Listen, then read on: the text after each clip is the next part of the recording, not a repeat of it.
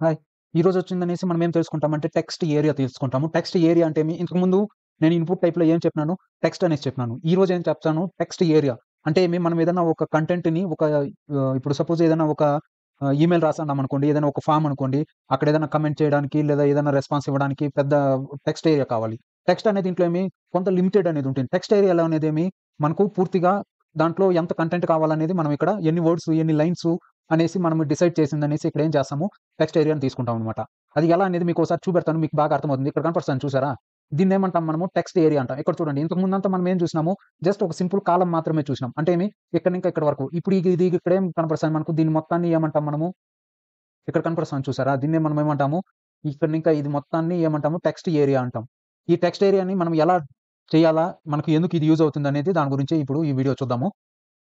ఈ text area అనేదేమి HTML used to create a multi line text input control allowing user to enter large amount of text such as messages, comments unlike input. అంటే నేను ఇప్పుడు దాకా ఏం చెప్పాను? ఈ టెక్స్ట్ కాకుండా కామెంట్స్ అనేసి టెక్స్ట్ అనేది ఎక్కువగా ఉందనుకోండి. మనకు కామెంట్‌ల్లో అలాంటి వాటిల్లో మనకేం చేస్తాము? ఎక్కువ టెక్స్ట్ వస్తుంది. కొన్ని చోట్ల వచ్చిందనేసి ఫారమ్ సబ్మిషన్స్ అంటాం. అంటే ఇప్పుడు రెడ్డిట్, క్వోరా అలా ఉంది చూసారా? అక్కడేమి కామెంట్ కింద మళ్ళీ కామెంట్ చేసుకుంటా పోతుంటారు చూసారా? అంటే కొంత వాళ్ళు ఆర్టికల్ కింద మళ్ళీ ఆర్టికల్ చేసుకుంటా పోతా ఉంటారు. సో, దానికి అక్కడ అటువంటి దీంట్లో మనకేమి ఈ టెక్స్ట్ ఏరియా అనేది మనకు యూజ్ అవుతుందనమాట.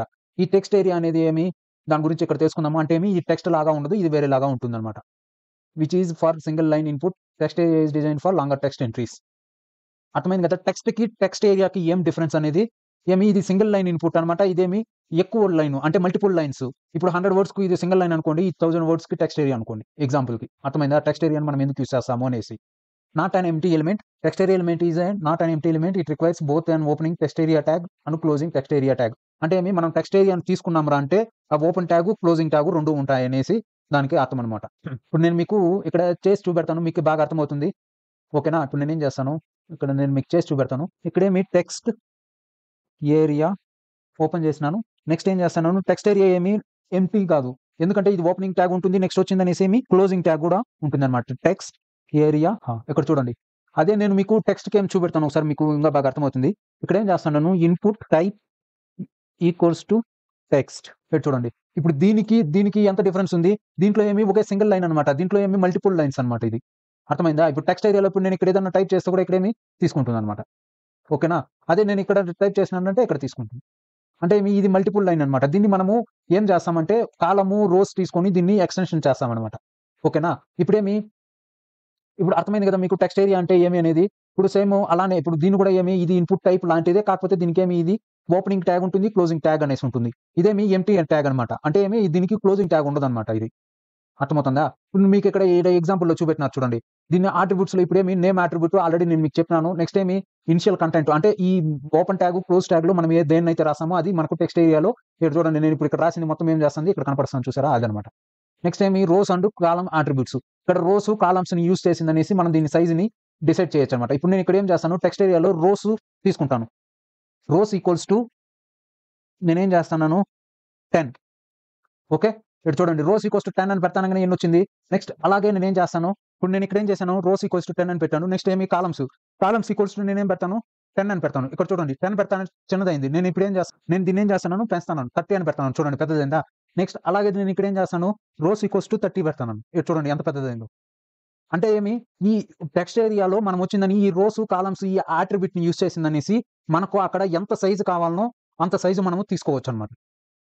అర్థమవుతుందా? అదే ఇక్కడ ఏమిచ్చారు? రోస్, కాలమ్స్ అట్రిబ్యూట్స్ అన్నమాట. Next place holder. ఇక్కడ నువ్వు ప్లేస్ హోల్డర్‌లో ఏమైతే యాడ్ చేస్తావో అదేం చేస్తుంది ఇక్కడ మనకు ఇక్కడ చూపెడతాను మీకు అర్థమవుతుంది. ఇక్కడ చూడండి. ఇప్పుడు నేను ఇక్కడ ఏం చేస్తాను? ప్లేస్ హోల్డర్ అని పెడతాను. ప్లేస్ హోల్డర్ అని నేను ఇక్కడ పెడతానంగానే మనకి ఇక్కడ ఏం కనపడిస్తుందంటే ఇక్కడ ఎంటర్ యువర్ కామెంట్ అనేసి నేను ఇక్కడ ఏం చేస్తాను? క్లోజ్ చేస్తాను. ఇప్పుడు నేను ఇక్కడ ఇక్కడ నేను టైప్ చేసిండే దీన్ని డిలీట్ చేస్తాను. ఇక్కడ చూడండి. ఇక్కడ కనపడిస్తుంది ఎంటర్ యువర్ కామెంట్ అని. నెక్స్ట్ నేను ఇప్పుడు ఇక్కడ enter your comment in 200 words. ఇక్కడ చూడండి. ఇక్కడ వస్తుంది 200 వర్డ్స్ అని. అంటే దీన్ని బట్టి మీకేం అర్థమైంది? ఈ ప్లేస్ హోల్డర్‌లో ఇప్పుడు నేను ఇక్కడ ఏదైనా టైప్ చేసినానంటే ఇదేమి వెళ్ళిపోతుందన్నమాట. అర్థమైందా? ప్లేస్ హోల్డర్ మనకి ఎందుకు యూజ్ అవుతుందని నేను ఇప్పుడు ఫార్మ్ అట్రిబ్యూట్స్ గురించి నేను చెప్పినప్పుడు మీకు ఇంకా బాగా అర్థమవుతుంది. దీని గురించి మళ్ళీ నెక్స్ట్ వస్తుందన్నమాట నెక్స్ట్ టాపిక్‌లో. ఇలా ప్లేస్ హోల్డర్ అంటే ఆటో ఫోకస్, ఆటో కంప్లీట్ దాని గురించి నేను చెప్తాను. ఇప్పుడు ఇది మీకు అంటే ఇది అర్థమవుతుంది కదా! ఈ required, disabled, read only, max length. ఇప్పుడు మాక్స్ లెంత్ అనుకోండి. నేను ఇక్కడ వచ్చిందనేసి నేనేం పెడతాను? మాక్స్ లెంత్ ఈక్వల్స్ టు అనేసి నేను ఇక్కడ అట్రిబ్యూట్స్ అన్నమాట ఇవంతా. నేను ఇక్కడ ఏం చేస్తాను? Max length GNT T H equals to 200 అనేసి నేను ఇక్కడ పెట్టినాను అంటే ఏమవుతుంది? ఆ 200 వర్డ్స్ వరకు తీసుకుంటుందన్నమాట. అంటే దానికి అర్థం అనమాట అది. అంటే ఎక్కడ మనం ఇలా యూజ్ చేస్తామనమాట. ఇక్కడ చూడు required max length equals to 500 okay. ఆ విధంగా నేనేం చేసినాను ఇక్కడ మాక్స్ లెంగ్త్ ఈక్వల్స్ టు 200 అంటే 200 వర్డ్స్ వరకు ఇది తీసుకుంటుంది అనేసి. ఇప్పుడు నేను అలా కాకుండా నేను ఇక్కడ ఏం చేస్తాను ప్లేస్ హోల్డర్‌లో 500 అని పెడతాను. అంటే 500 వరకు మనం ఇక్కడ యూజర్‌కి వచ్చినటువంటి మన వెబ్‌సైట్‌లో వచ్చినటువంటి వాళ్ళకి అంతా 500 వర్డ్స్ రాయొచ్చు అనేసి దానికి అర్థం అనమాట. అర్థమైందా? ఇప్పుడు ఈ అట్రిబ్యూట్స్ గురించి ఇప్పుడు నేను మళ్ళీ మీకు చెప్తాను. ఇక్కడ అర్థమైంది కదా! Auto focus, next max length అయింది, రీడ్ ఓన్లీ. మనం ఇక్కడ ఏం చేస్తాము, జస్ట్ ఇక్కడ ఏం ఇక్కడ పోయిందనేసి రీడ్ ఓన్లీ అనేసి పెట్టినామంటే అది ఓన్లీ చదవడానికి మాత్రమే అనేసి దానికి అర్థం అనమాట. ఇక్కడ దాని గురించి the read only attribute makes the text area content uneditable but it can still selected and copied. అర్థమైందా? అంటే ఇప్పుడు నేను ఇక్కడ రీడ్ ఓన్లీ అని పెట్టేసిందనేసి నేను ఇక్కడ ఏం చేస్తాను, ఇక్కడ ఏదైనా నేను టెక్స్ట్ టైప్ చేసినాననుకోండి, ఈ టెక్స్ట్‌ని వాళ్ళు ఏం చేయొచ్చు, ఈ టెక్స్ట్‌ని వాళ్ళు ఏం చేయొచ్చు అంటే కాపీ చేసుకోవచ్చు. అంతేకాని దీన్ని ఎడిట్ చేయలేమనమాట. అర్థమైందా? అని దానికి అర్థం అనమాట. రీడ్ ఓన్లీ అనేసి మనము పెట్టిన తర్వాత దీన్ని వాళ్ళు ఎడిట్ చేయలేరు. అంటే ఎవరైతే ఇక్కడికొస్తారో వాళ్ళు దీన్ని ఎడిట్ చేయలేరు అనేసి దానికి అర్థం. ఓకేనా? ఇక్కడ చూడండి. ఇప్పుడు పని చేయట్లేదు నేను. రీడ్ ఓన్లీ అని నేను పెట్టినానా ఇక్కడ పని చేయట్లేదు చూడండి. ఇప్పుడు నేను ఇక్కడ ఏం టైప్ చేసినా టైప్ కాదు. అదే నేను ఇక్కడ రీడ్ ఓన్లీ తీసేసినానంటే టైప్ అవుతుంది. ఇక్కడ చూడండి ఇప్పుడు టైప్ అవుతుంది. ఓకేనా? నేను ఇక్కడ రీడ్ ఓన్లీ అని పెట్టినానంటే ఏమవుతుంది? ఇది ఓన్లీ కాపీ పేస్ట్‌కి మాత్రమే అన్నమాట. అర్థమైందా? ఇప్పుడు నేను ఇక్కడ ఏం టైప్ చేసినా ఈ ఈ టాపిక్స్, ఈ ప్లేస్ హోల్డర్‌లు ఇవంతా మీరు ఒకసారి చేయండి. మీకే బాగా అర్థమవుతుంది. Next time wrap attribute. This attribute how line breaks are handled when they form submitted.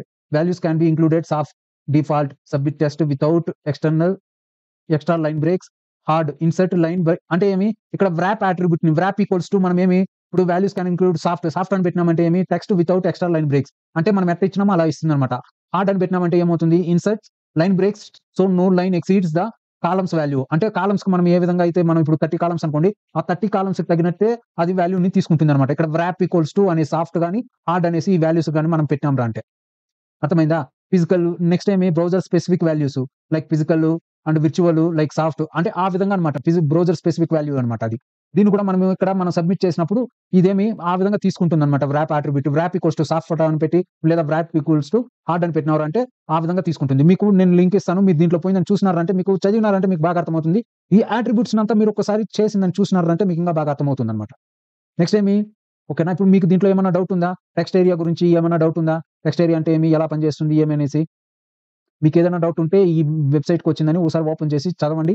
చదివిందనేసి code ఉంటది. మీరు ఈ అట్రిబ్యూట్స్ ఇంకొక దీన్ని పెట్టిందనేసి చూడండి అది ఎలా పనిచేస్తుంది అనేసి మీకు ఇంకా బాగా అర్థమవుతుంది. ఓకేనా? Thank you.